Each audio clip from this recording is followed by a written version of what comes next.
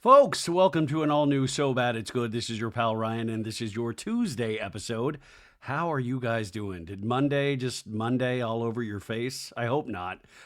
Listen, it's 11:03 tonight. I'm starting later than I planned on, but tonight was the kickoff of the Beyonce Cowboy Carter tour in Los Angeles, and I did not have tickets. But I do have a TikTok account, and so I watched 3+ hours of a live stream.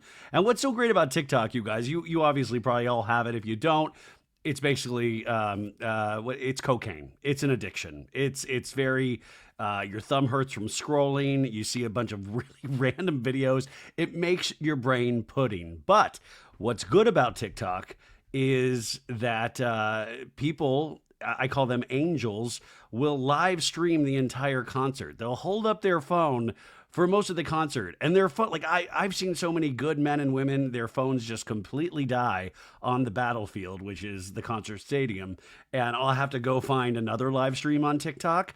And but God bless them. There was one live stream I was in tonight that had like 27,000 people watching the live stream. Um, that is commitment. And by the way, I have shaky hands. I don't know if you've ever noticed this. I've always had shaky hands, even since I was a kid. And my right hand, especially, and as I get older, it's gotten a little worse. Don't worry, I've gone to the doctor. Everything's okay. That's not what I'm going to the doctor. Anyways, ignore that. But now I have to take beta blockers, and it will calm the shake in my hand. Anywho, this is not about my hand. This isn't called So Bad It's Hand. No. So, anyways, that's why if you see me, like I have to have contraptions if I hold up my phone, or I have this pop socket to steady my hand because you will usually notice if I have the phone in my hand, it's shaky. And I've gotten comments of like, hey, calm down with the shakes. So I could never live stream a concert. So thank you to all of those people. I thought I was just going to watch one or two songs, and then I ended up pretty much watching the entire concert. And this is the first night. It was the first night of like, I think she has like 21 or 22 dates all across the states, and I think some performances in UK, in the UK, and I think more dates will be added. Now she has, I think, four more concerts in Los Angeles, and I got to tell you, do I dare? Because I was checking StubHub, and I told you this last week. Maybe these tickets are gone, but you could get nosebleed. I think for like $60, and I don't know. Like there's something in me, but it is a hike, you guys. Los Angeles. It's just if you want to really see Los Angeles in traffic, go to where this stadium is. It's right next to the Forum, and it takes just so long in traffic. Um, if you're mid Los Angeles to go over there, it is a commitment. I mean, it is a younger man's game to go to these stadium shows, but I'm kind of feeling young. I'm joking. I'm not. Anywho, lucky enough to see Beyonce perform live, I think around 5 times in my life. And I would have gone to the Renaissance tour, but that was like during the mom stuff.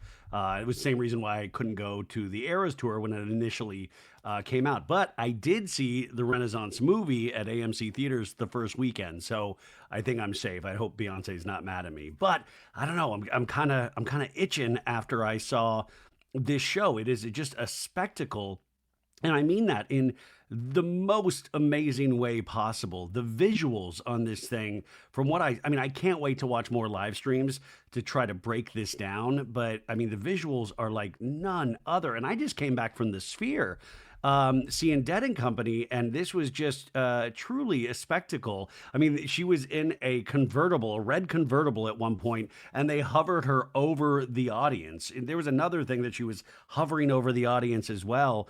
But what's so mind blowing about this is obviously she's supporting her album Cowboy Carter, which won Album of the Year at the Grammys. Is that she did 37 songs tonight. And this wasn't like a Taylor Swift Eras tour. In fact, that like every one of these is a hit.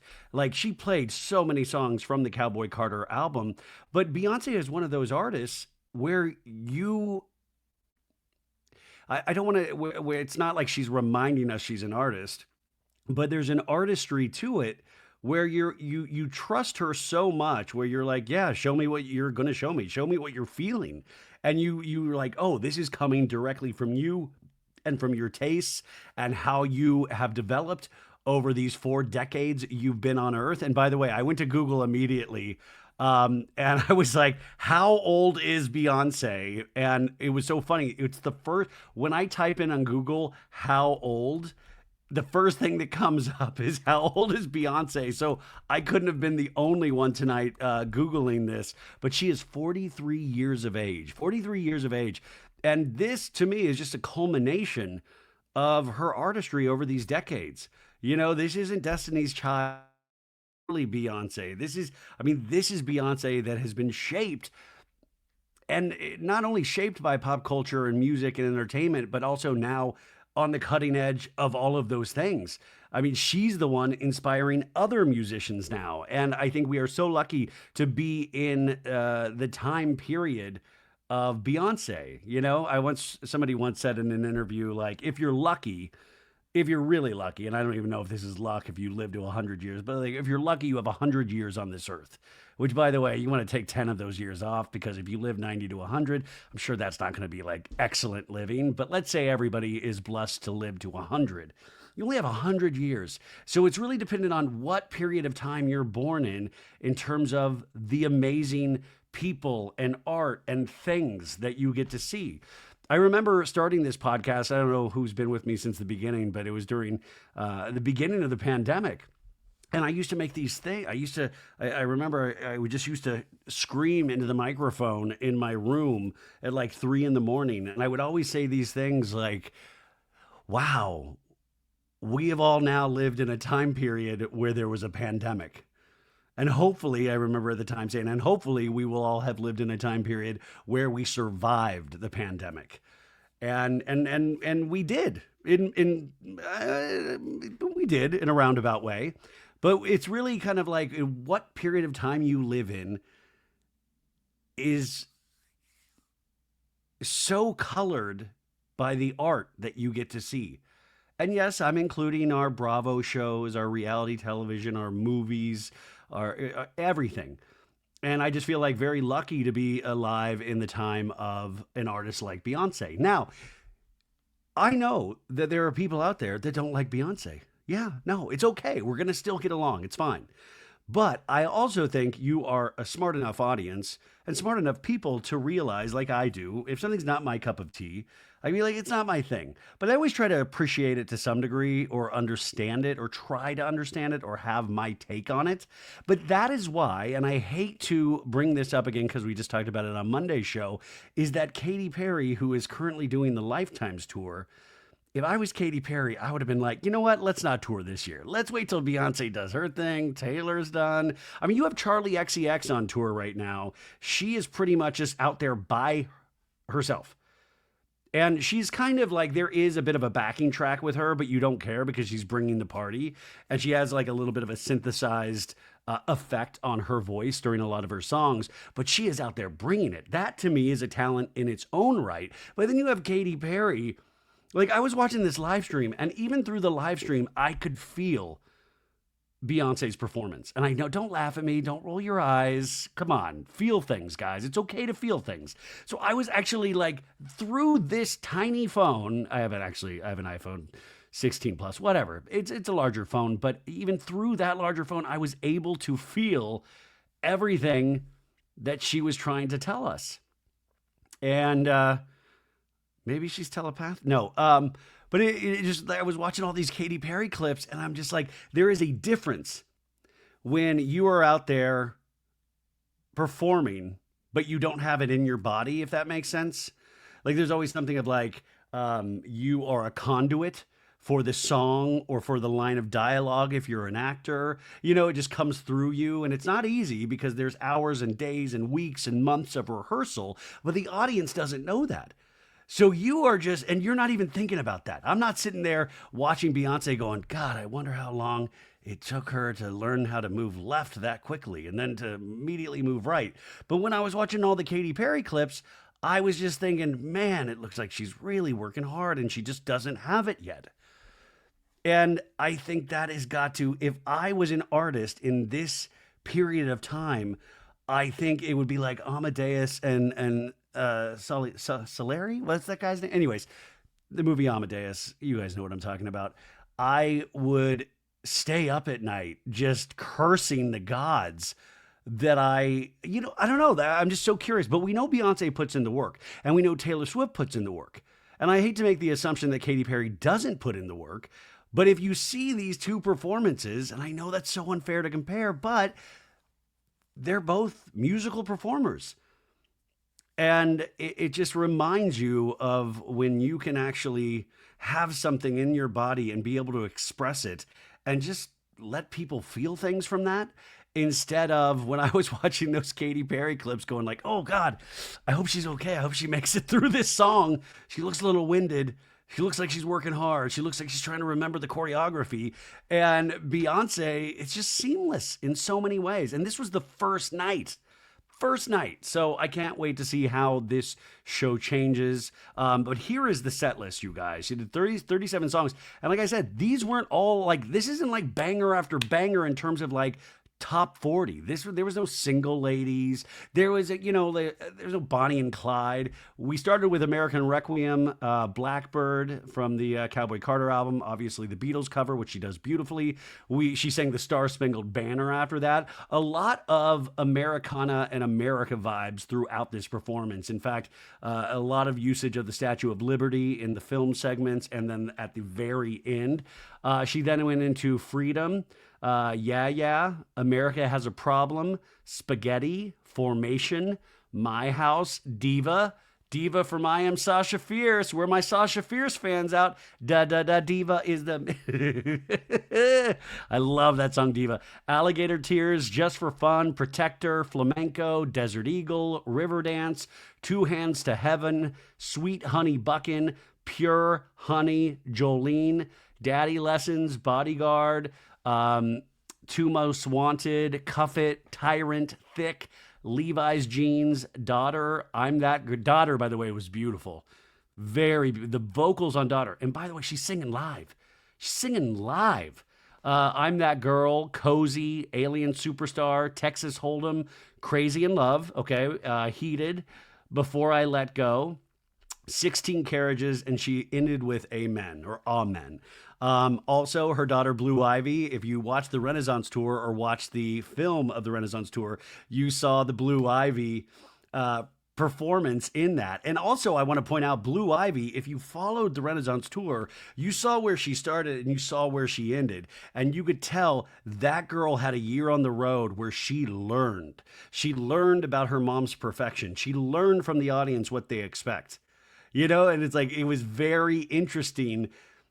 This was my issue that I brought up. I didn't even make it halfway through this season of The Kardashians on Hulu, but I did watch the episode where Northwest was in the production of The Lion King at the Hollywood Bowl, right? Did you watch that episode? If not, they focused on that episode of her getting this and Kim being scared. Obviously nepotism is at play. They gave it to Northwest over professional children actors. And North went out and did her thing. And if you were in like an elementary school or a middle school, you'd be like, damn, that girl is fantastic for this elementary school. But for the Hollywood Bowl, she's there with like these seasoned professionals, and it came off, where it was like, it's almost an easy target. I'm not a parent, but I would imagine I would stay up late at night really questioning if I should have done that or not, because it's this opportunity and every opportunity is golden. But we also want to impress upon people that we want things to be good. You have to work for something. You have to work to make it good. And Blue Ivy was there again tonight at the Cowboy Carter Tour, and she was killing it. And you could tell this girl puts in the work. And that was my thing. Even with North, North, obviously very charming, seems very sweet. I have no problem with it. I have a real beef with Northwest. No, she's fine. I'm a little nervous because of her father and just the amount of wealth around her. But you want those opportunities to make you go, you know what? I realize I might not be as good as these trained professionals. So I have the means and the ability to train. Put me in vocal classes every day. Put me in dance classes every day. And you just get the sense and I don't mean North but like you just get the sense when it's given like that, you don't get to appreciate it in the same way. And you don't get to learn those lessons that sometimes you might need to learn as a young adult. My God, can I sound any older right now? Anywho, so Blue Ivy was out there doing her thing, killing it. Even Beyonce put her up the front for one of the dances. And then Beyonce's little daughter, Rumi, she came out. Now, Rumi, I think it was a little much. She just kept waving at the crowd. I think it really blew her away. She was like, oh my God, my mom's this Beyonce? I had no clue. I had no clue you were the Beyonce. Like you would, she was like waving, and Beyonce was like hugging her from like, oh, this is, it was a very sweet moment. You could tell like, oh, bless her heart. We're not going to use her again. She's out. She's out. No, no Jay-Z, even though they did have a clip of Jay-Z, one of his rap beats, one of his rap lyrics at one point, I believe, but no Jay-Z. Remember when they went on tour? It was the On the Run tour, and that was the year everybody suspected that they were already divorced. But they had to keep up doing the tour because they had sold worldwide for this tour. And I think this was after the elevator incident with Solange, when Solange smacked the shit out of Jay-Z, deservedly so. But they've made it through. They've made it through. They're still together. And I think Jay-Z is interesting. I mean, for so many reasons, which we're not going to get into right now. But I think Jay-Z, he hasn't had a rap album since, what was his last album? What was it? Was it called 1144? I forgot what the album title was, but that was his last album. And I think it's been close to, if not a decade since that came out. And I think he's smart enough, and maybe he has an ego like any kind of superstar has. But there is this thing that I would imagine when you're in a relationship with somebody like Beyonce, where you're like, damn, I'm good, but like, I'm not that good. Like, I'm not this level. Like, I always think about that. Like, where would Jay-Z fit in with hip hop today? Like where are the lyrics? The lyrics, we don't have like girls, girls, girls, girls. We don't have those kind of rap songs anymore. It's a different time, which, by the way, fascinating fact, the Blueprint album, which is just, I believe, a seminal rap album, and it is the album I fell in love with Jay-Z at the time, that was released on September 11th, 2001. Also, gonna blow your mind again. You know what else? What other album was released that day? Ben Folds, Rockin' the Suburbs. Ben Folds' first solo album. If you do not know Ben Folds, he's a piano man. I love him. Jay-Z, very different, but both of those albums released on September 11th, 2001. But in today, I always wonder what music could Jay-Z do? Because Beyonce is so amazing because, by the way, I'm just kissing Beyonce's ass, but I don't care. It's worth it. But Beyonce is what you can never is that she consistently grows. Like she is not locked in to those earlier albums or even to Destiny's Child, no matter how much you might want her to be locked into that still. She isn't. Every great musical artist, their style evolves. Their style evolves. Whether it be Radiohead, whether it be even Lady Gaga, even though there is a return to form with this last album. But they've grown. They try different things. They see what else they can fit on. They want to stretch. I mean, sometimes, and I know this sounds silly as hell, but I think you felt it for maybe over the last couple of weeks. Sometimes I'll sit here and talk about these Bravo celebrities, and after 5+ years, I'm like, man, sometimes I want to talk about Severance. Sometimes I do want to just talk about Beyonce, because it gets so, what are you going to say? Yeah, these people are a mess. Yeah, Tom Sandoval's a mess. Jax Taylor, turns out he's a mess. How many different ways can I titillate myself with saying that? But it's so much easier to love something than it is to hate something.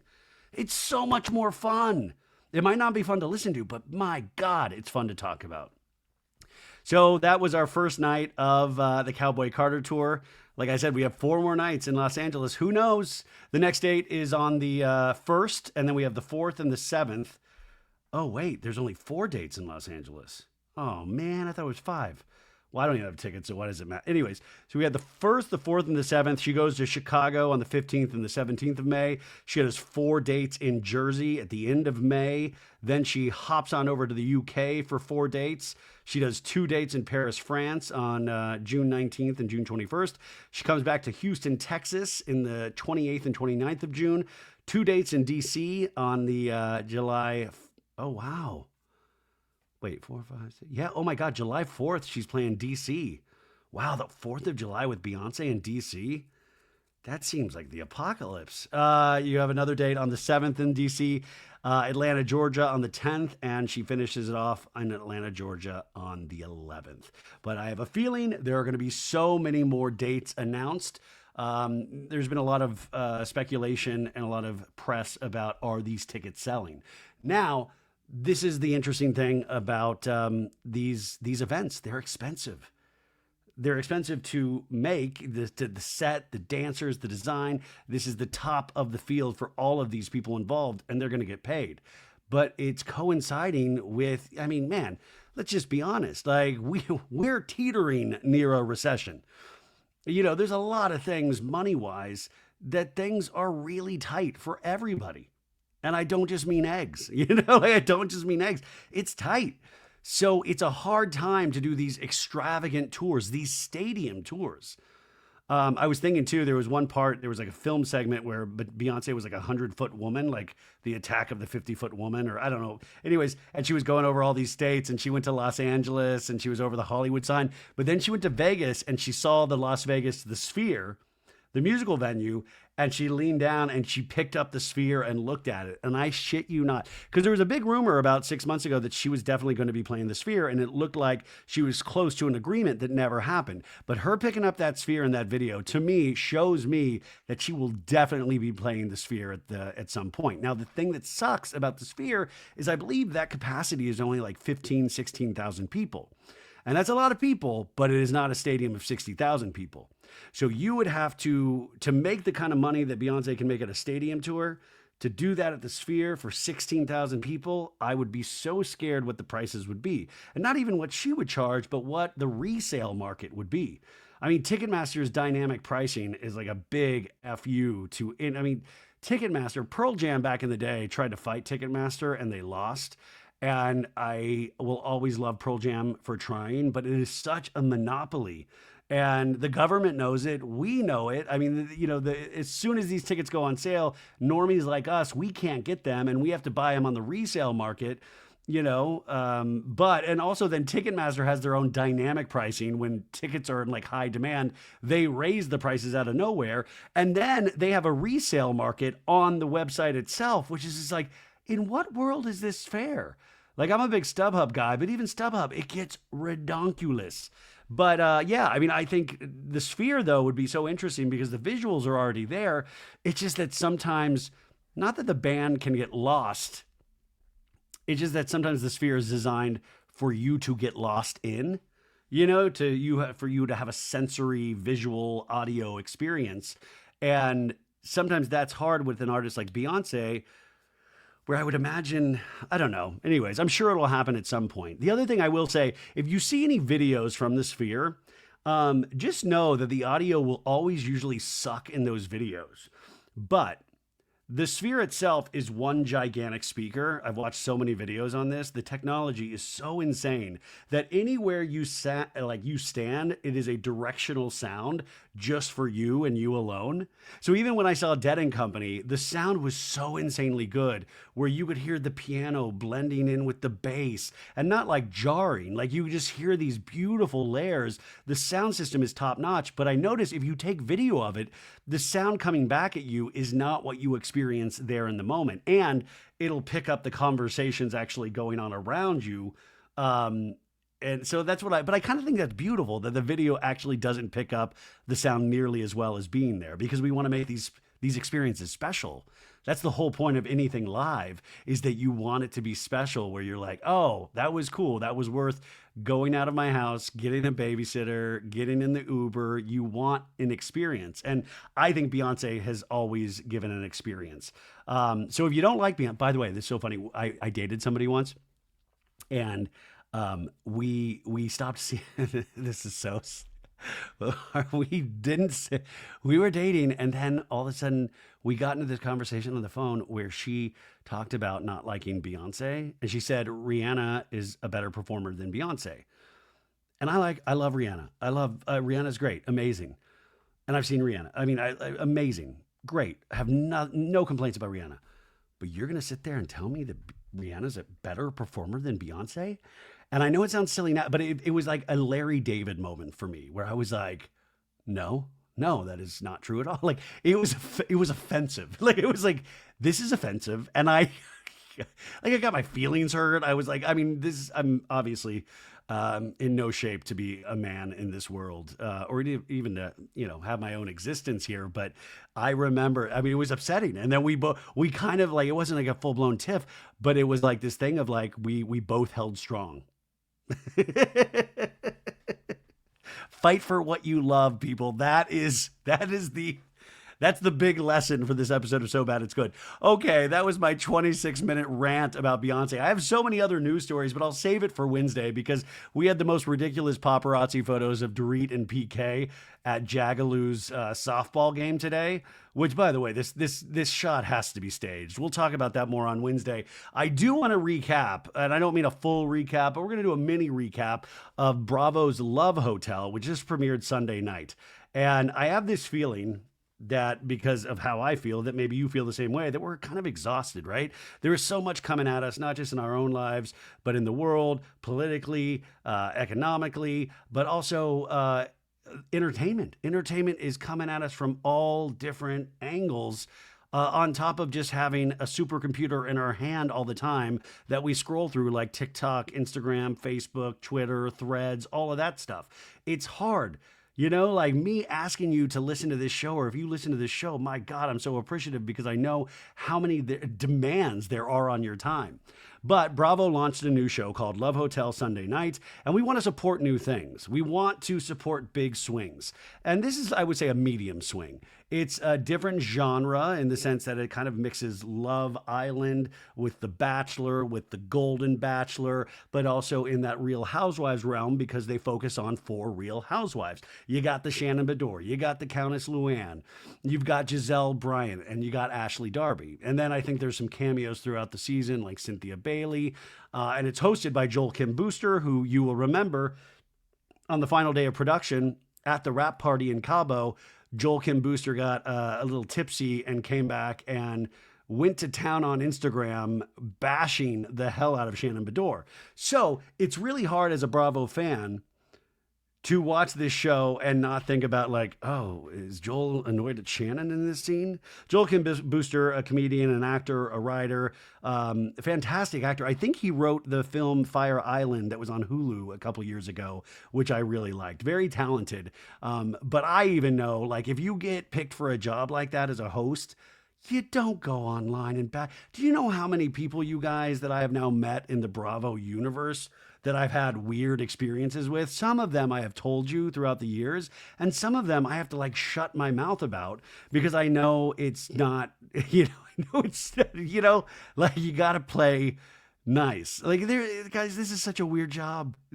I can't even explain to you sometimes. There was an interview I did today before I did Jeff Lewis Live, and I had to do it at Sirius. Just because of how the timing worked. The person was in New York.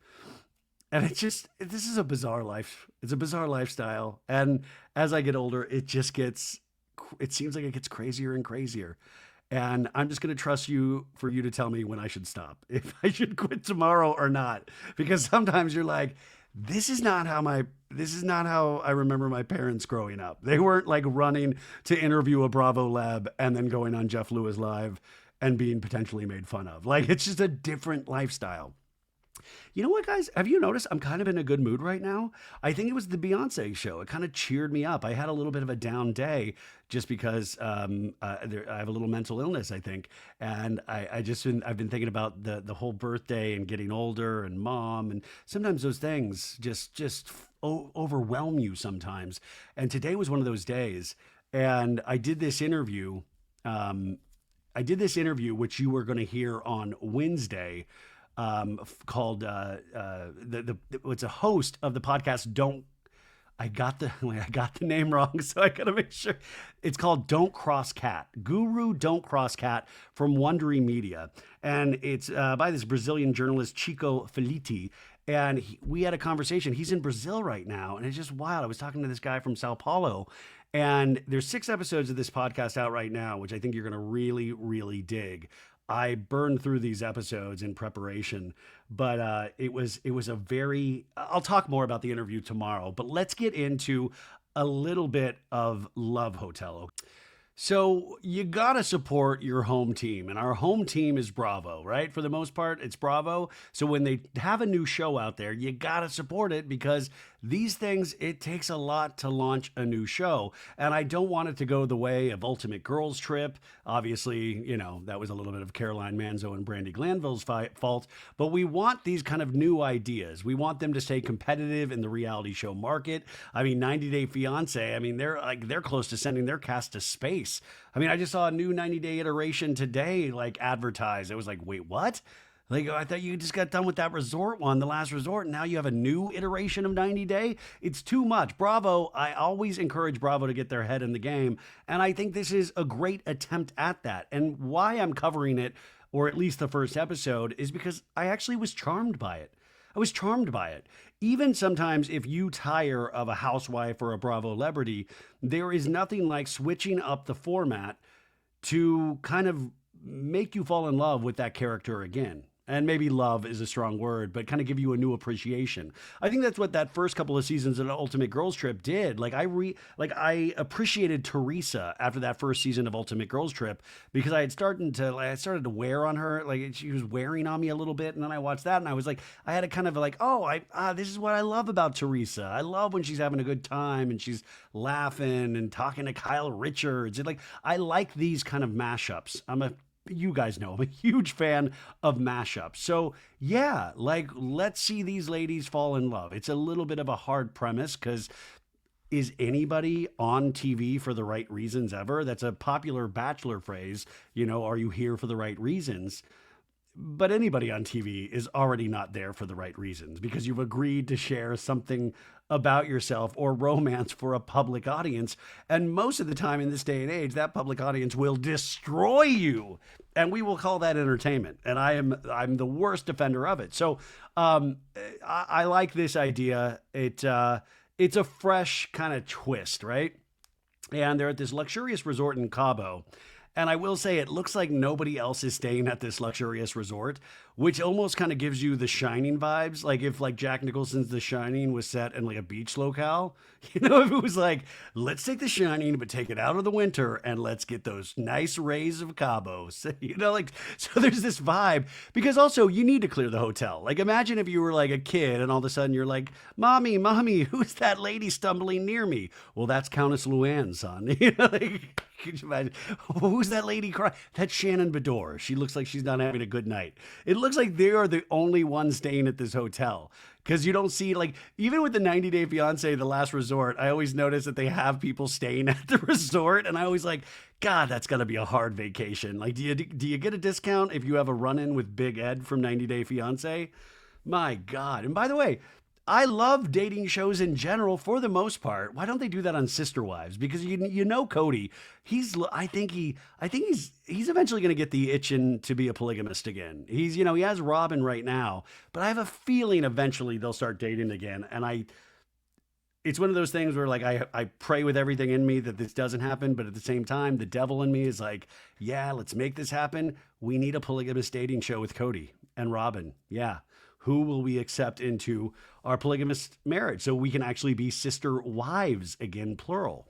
Anyways, back to Love Hotel. You have Shannon Storms Bedore, Giselle Bryan, Ashley Darby, and Countess Luann. Now, when I had first heard this idea and I heard the cast list, I was curious why they picked 2 ladies from Potomac, Giselle and Ashley, which, by the way, they kill it. They crush it. And the other good thing about these ladies in particular is that they know their way around a talking head.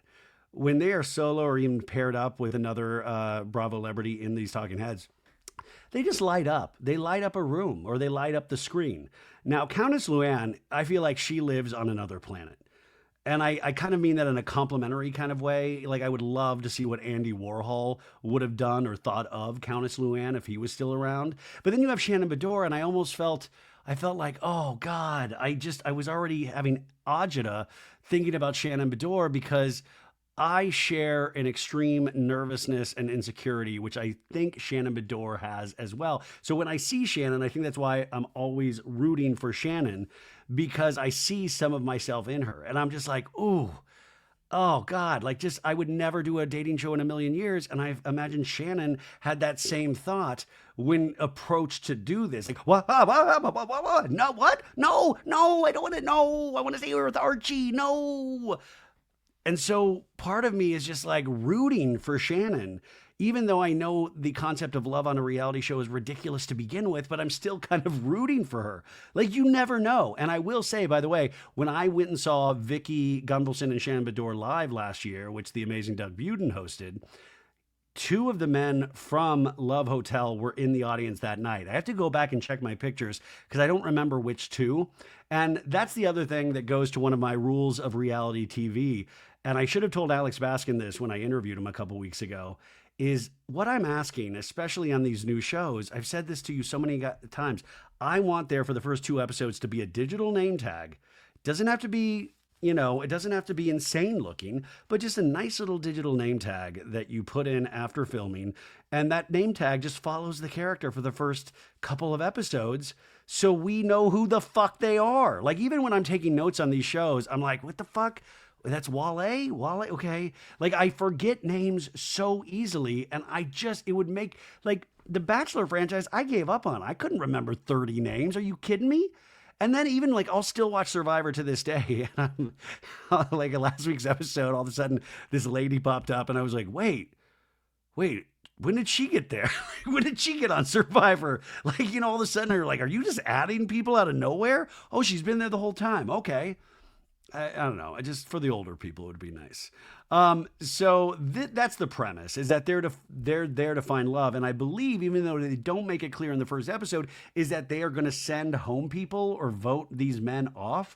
I don't really fully understand the game portion of this, even though in clips for the season we see men being sent away, we see tears. So I'm assuming that is it. And by the way, if Bravo really wanted to make some noise on these shows, if it is a contest, like if Shannon ends up with Earl the Pearl, like, and they end up like, saying like, oh, we really like each other. I think there needs to be a law where you have to be with that guy for like 2 years. Like you have to lock it down or you don't get your paycheck.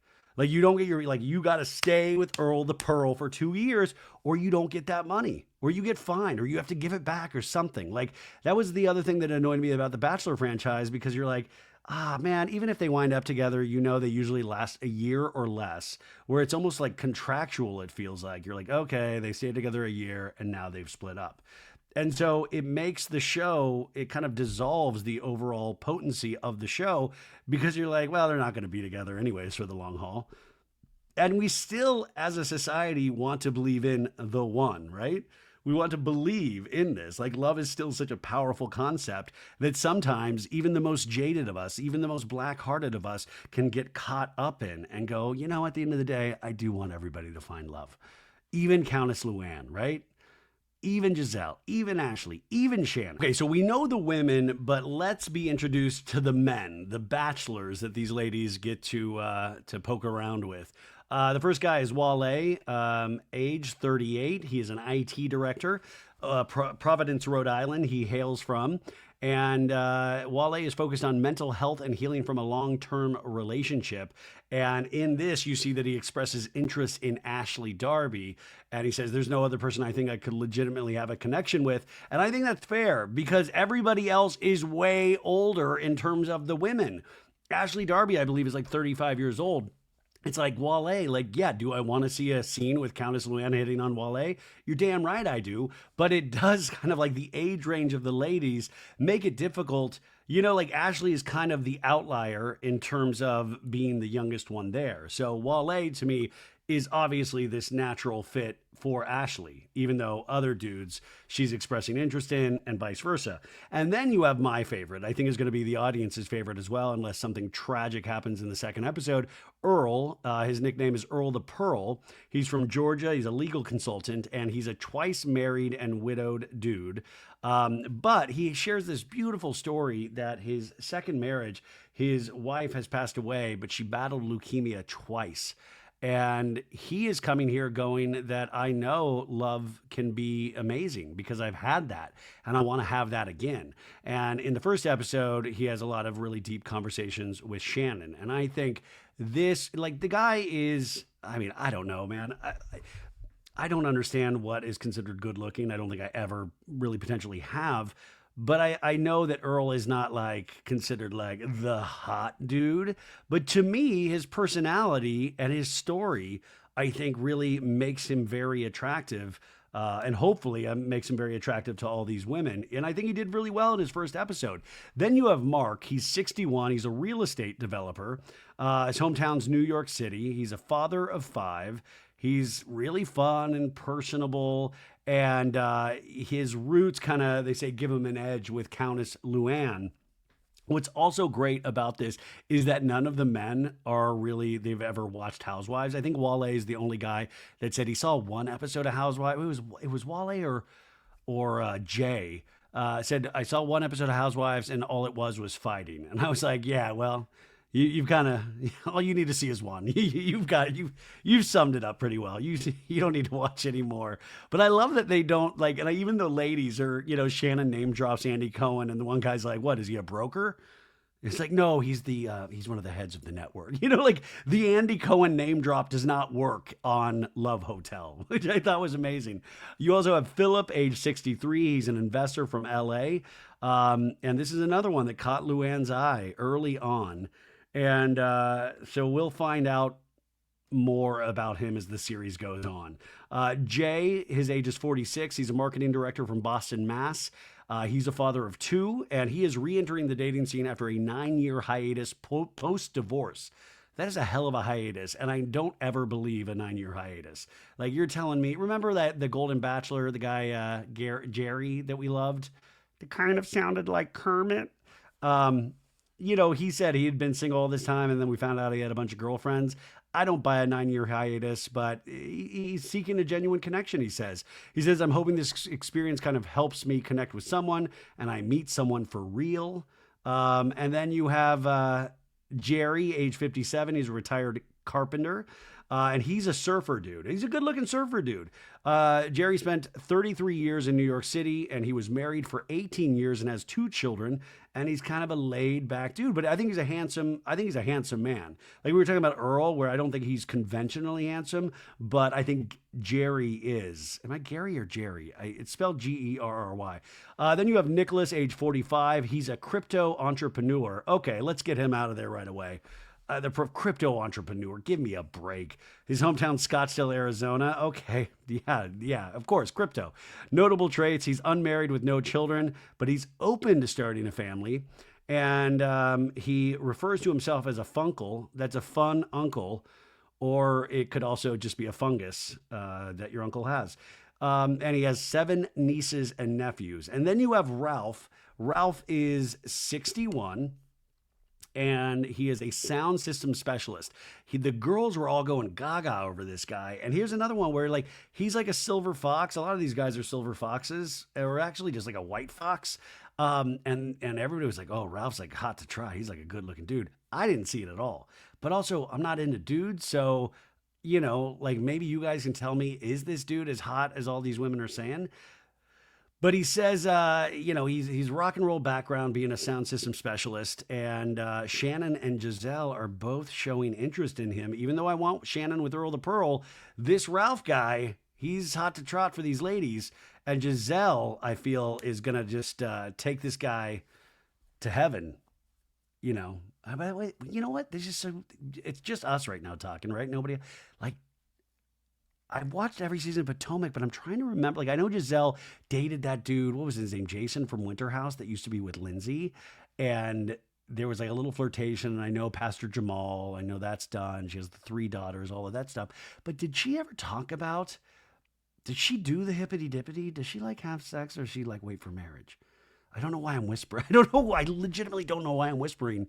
But you guys, I don't, I don't know. I mean, because that's what I'm saying. Like, I don't know if I would want or need or even be emotionally prepared for a scene where Giselle, like, has sex with Ralph on this show. Like, there's just no possible way. There's no way. Why am I even thinking it? She would never do it. She would never do it. Even if she wanted to, she would never do it on TV. But wouldn't that be a crazy scene? Oh my God. What if Ashley gets pregnant at Love Hotel? Oh, speaking of that, the other night when we were in Vegas, we were watching TV at the end of the night, and Potomac was on.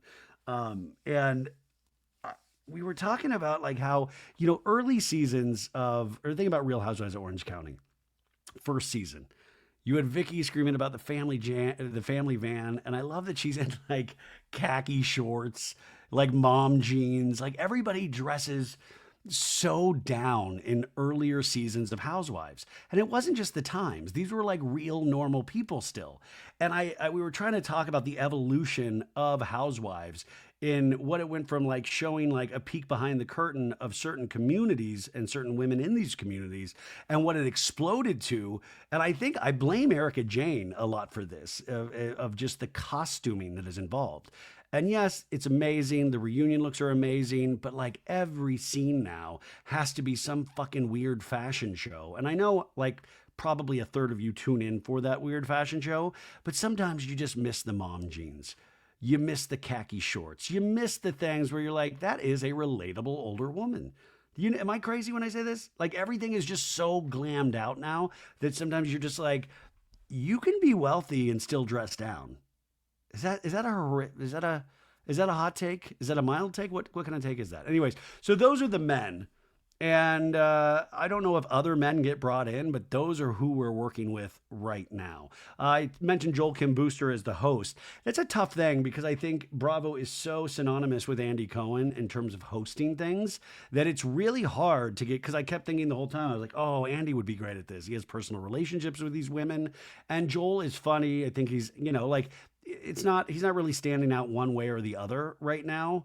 But I remember a couple times thinking, oh man, this would be great if Andy was doing this. And I think that's a corner that Bravo has backed itself into in some ways, because Bravo is so synonymous with Andy Cohen. Like when there was that rumor that Andy might leave Watch What Happens Live, I was brokenhearted about it because, I mean, one day I want to be a guest on there, or I want to be the bartender, or I just want to like sweep up and mop the bathrooms, whatever they'll have me do.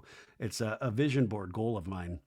But I always think like that's so much pressure on Andy, because eventually he's not going to want to do this anymore, or he's going to want to step back, like he's not the head of Bravo like he once was, like the head of programming. And he's like this amazing kind of figurehead / mascot. And I don't mean that in a disrespectful way. But eventually, you're going to have to branch out. And I thought with the Joel Kim Booster hiring, is this like, not that they would ever give the keys to the kingdom to Joel Kim Booster, but it's a way of trying out things. Like other people I would love to see Danny, obviously, Pellegrino. I would love to see the Watch What Crappens guys host this. I would love to see Rachel Lindsay, I think would be great. Kate Chastain would be amazing. Who else? There's just so many good people that you would want to see what they could do and how they would make it their own. It's kind of like late night TV when it went from Johnny Carson to Letterman to Jay Leno to Conan. It'll be interesting when and if Andy ever wants to leave. But yeah, Joel, it'll be interesting to see the rest of the performance and to see if the anger builds towards Shannon throughout the season and if we can pick up on that at all. And that's what sucks, is that we know this very real life moment happened and we're not going to see it because they had finished filming. And to me, that is we need Andy and a camera. You'll pick back up cameras at the drop of, if the wind changes in Beverly Hills these days. No need to pick up the cameras this season on Beverly Hills, yet we did. So this happened. I would have fucking told them, you gotta now work on your Sunday after the rap party. We're picking back up cameras and we're going to have Shannon and Joel talk. I mean, that's just obvious. So the show starts and it introduces all of the women, and it kind of gives you flashbacks of their dating history, right? With Shannon, you had David Bedore, and then you have Johnny J. I'm John Jensen. And then with Ashley, you had Michael Darby. She also dated Luke Gulbranson, and then a civilian we saw on this past season of Potomac. I forgot about Luke. It is so wild, this history. And then Giselle, of course, with Jamal and Jason from Winter House. And then with Tom, you had the Count, and then you had Tom. Countess Luann had Tom. Don't let it be about Tom. We got the yacht. Anyways, so we get reminded. So already it kind of uses old footage to be like, oh, yeah, okay, hell yes. Like it is an interesting choice of women. Giselle is very happy and snappy in her talking head. She's like, if you want to take my panties off, you have to make me laugh. And I was like, oh, Giselle, stop. Like, please. Nobody's talking about taking your panties off.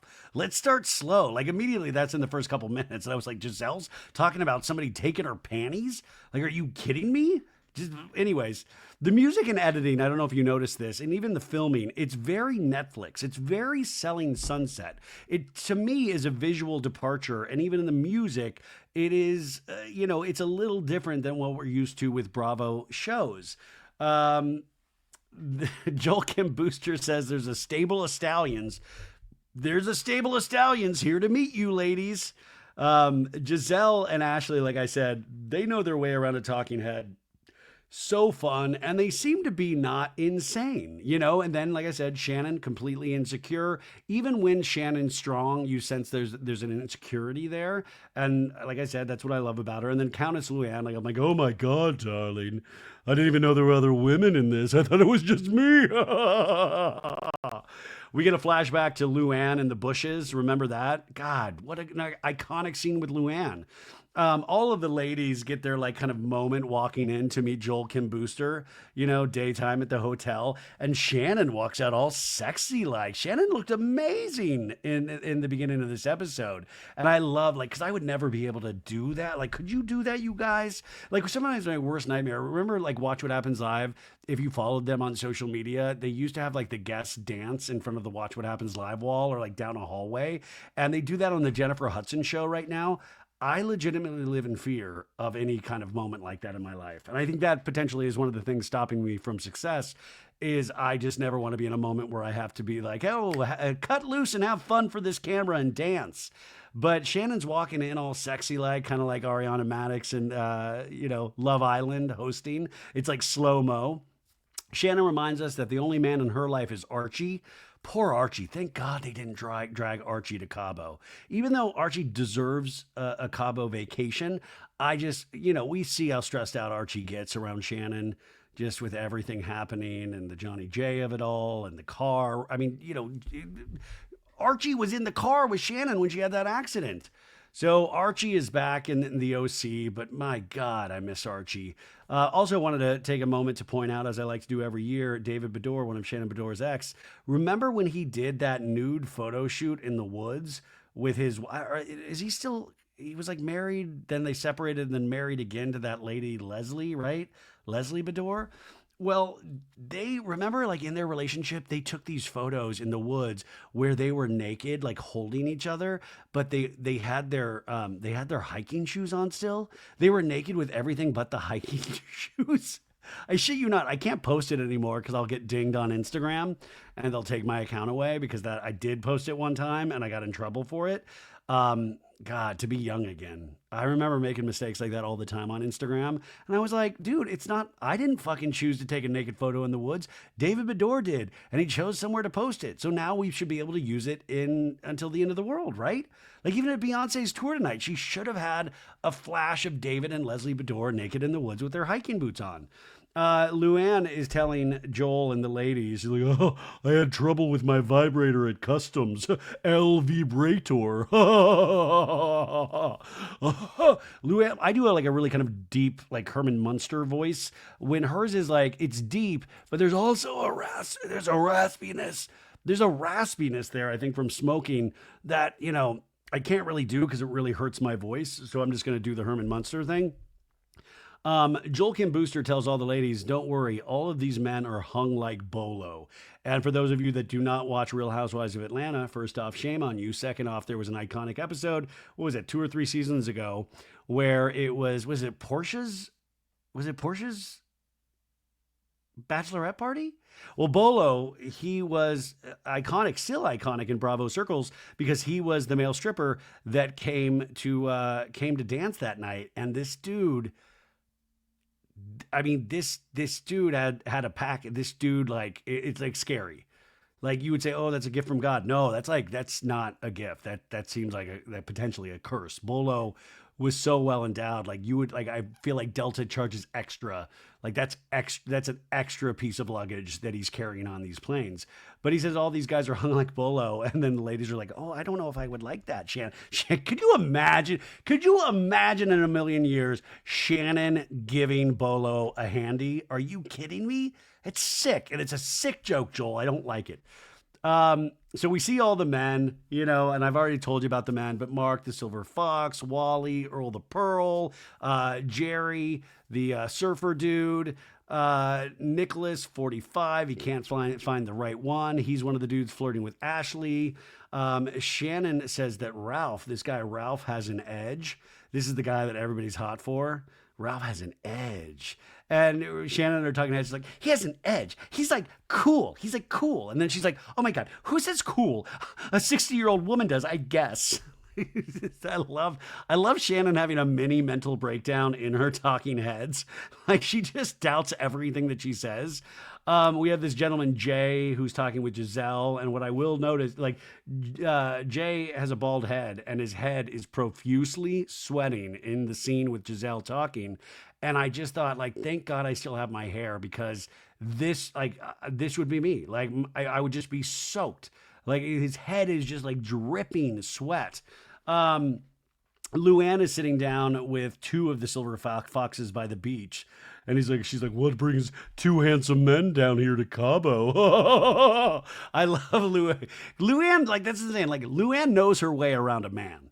Like Luann's gonna get hers. Like I'm not worried about Luann ever finding love. Like I think Luann will find love when she wants to find love. Until then, she's gonna be fucking and sucking. You know what I'm saying? Like, and it's gonna be on her terms. I think that Tom marriage really threw her for such a loop, and that I think she has such an interesting life that she does not want to give up for a man, but she will collect a paycheck to be on a dating show on Bravo. Hell yeah. Luann leaves the two silver foxes like, oh, I've got to go to the bathroom. But she actually just goes and flirts with this other dude, Phil. Like, Phil, what are you drinking, darling? I love Luann using those kind of niceties. Like, first day meeting somebody, if somebody starts calling you darling, I think if you're a dude, you'd be like, oh my God, this chick's totally into me. And I think she just calls hello, love. Hello, darling. Oh. We have Wale, who's 38, talking to Ashley. We meet Ralph, the sound engineer. He said he got good advice earlier in life, saying when you're on the road, don't stay in the hotel. Get out of that hotel and go and see everything. And so that's what he did with his life. Earl the Pearl, 59 years old. He doesn't do dating apps, he tells Shannon Bedore. He's like, there's so many bots, like you don't even know if they're real. And Shannon's like, bots? What are robots? Robots? Does robots want to or do robots date you? Like, Shannon, somebody explain bots to Shannon, please.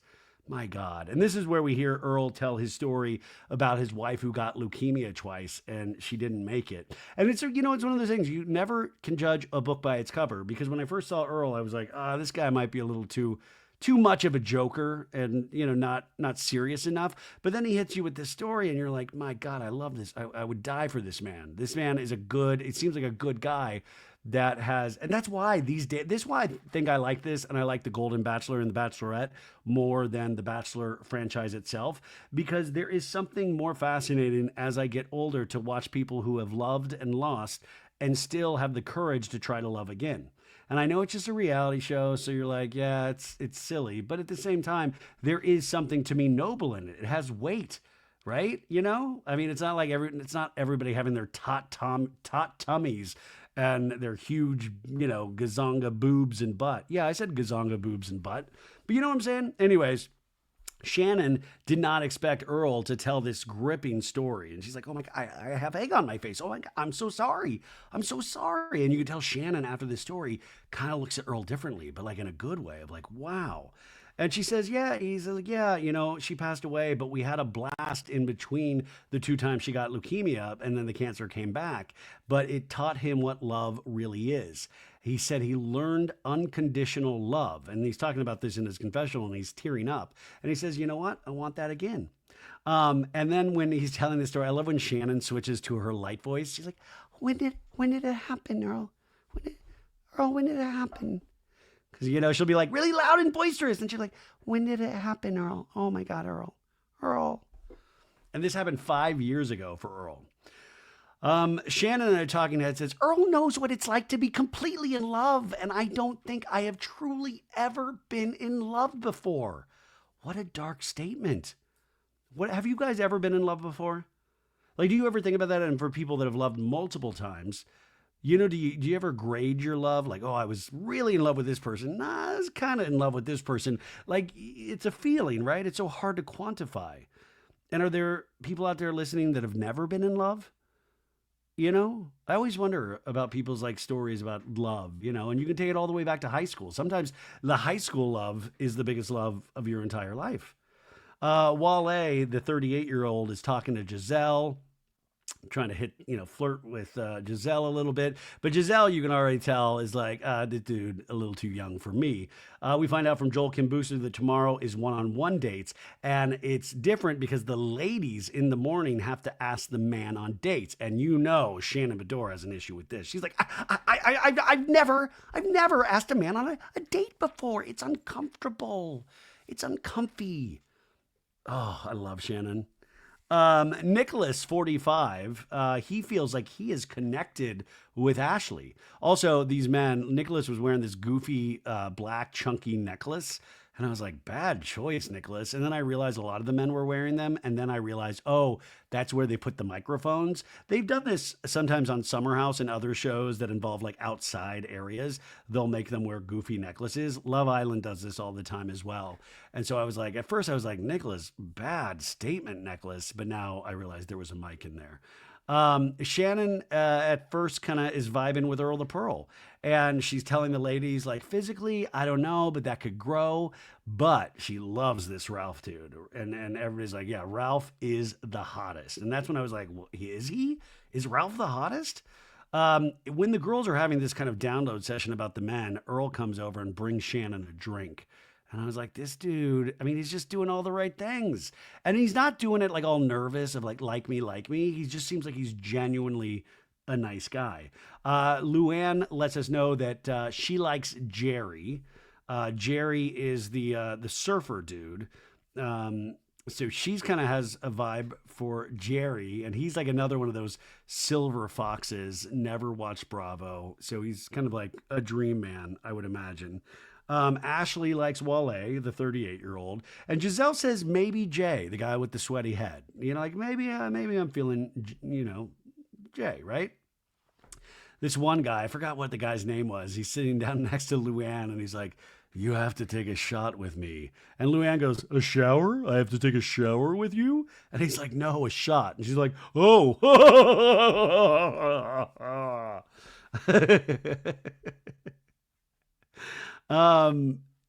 Well, sorry.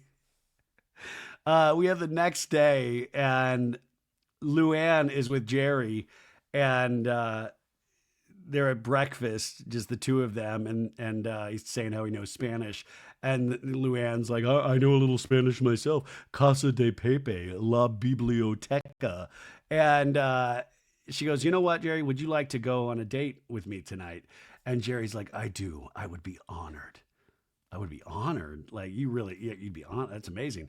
Giselle asks out Jay, and Jay says he would love to go out with Giselle.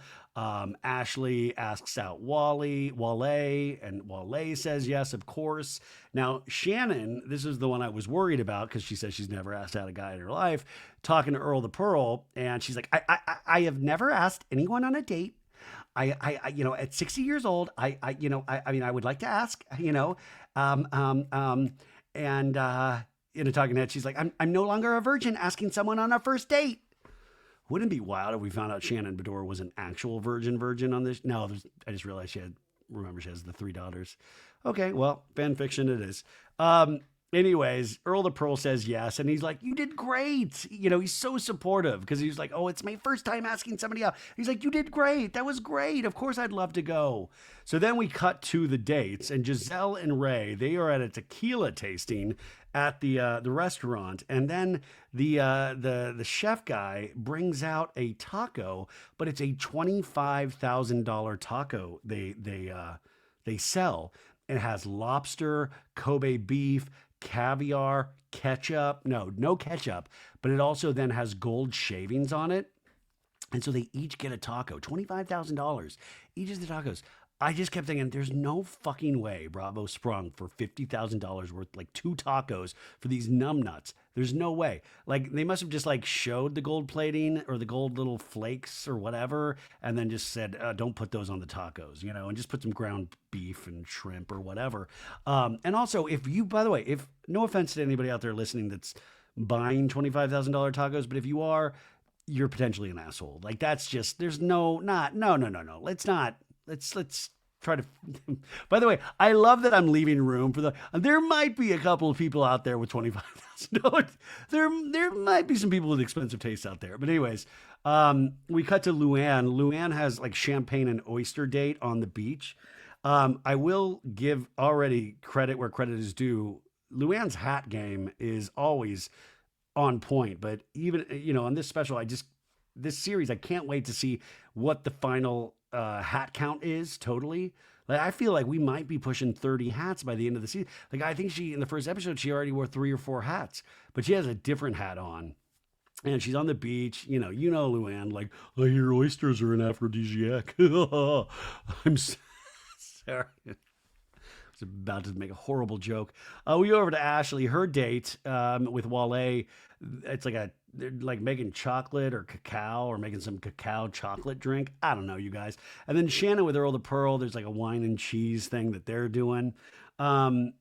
Giselle lets us know on her date with Ray isn't turning her on. It's not turning it on. It's not getting Giselle's juices flowing. And those are Giselle's words, not mine, but I would prefer never to hear about Giselle's juices ever again, or at least this season. Shannon with Earl the Pearl, she opens up about the DUI incident, about crashing the car in the house.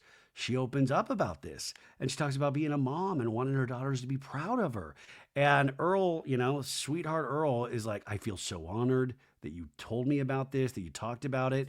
And he goes, it's a tough spot, but I also got to tell you, I don't know anyone who hasn't been in a tough spot out there in the world. And I was like, oh. And then Shannon goes, you've got kind eyes. You've got kind eyes. Your eyes are kind. I love you've got my friend Susie that I grew up with she would always do that as a joke. You've got kind eyes. You've got kind eyes.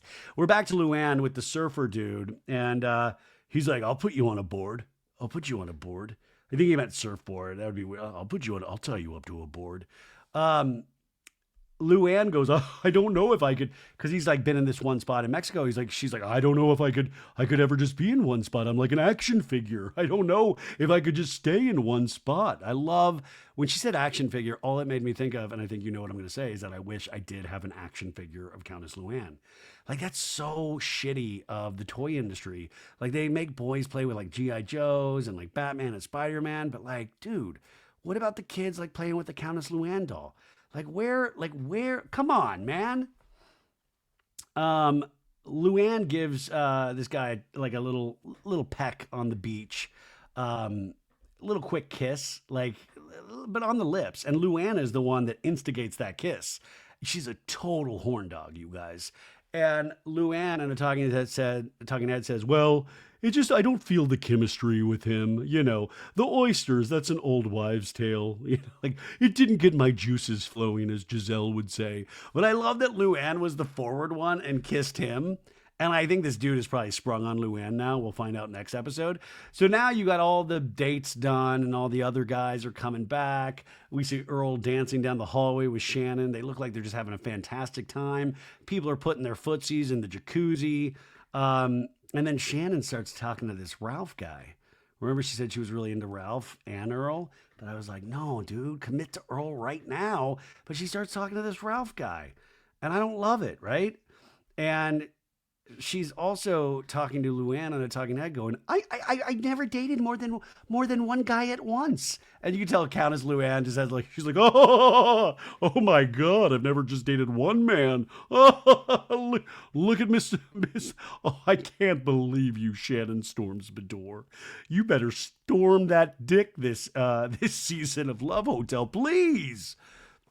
But I mean, I love that. She's like, I don't know if I can do it. I don't know if I can date multiple men.